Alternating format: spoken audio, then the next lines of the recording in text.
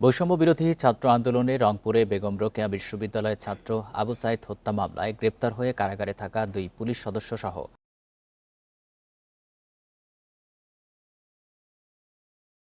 4 জনকে আন্তর্জাতিক অপরাধ ট্রাইব্যুনালে হাজির করা হয়েছে।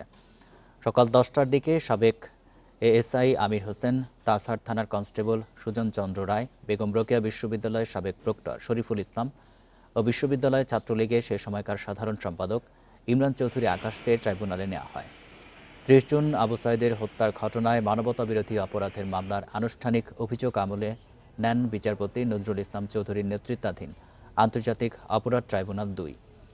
এছাড়া বেগম রোকেয়া বিশ্ববিদ্যালয়ের তখনকার ভিসি মোহাম্মদ হাসিবুর রশিদ বাচ্চু ও Rangpur metropolitan police commissioner Moniruzzaman Beltu সহ পলাতক 26 আসামির বিরুদ্ধে গ্রেপ্তারি পরোয়ানা জারি করে 10 জুলাইয়ের মধ্যে তাদের হাজির করার নির্দেশ দেন।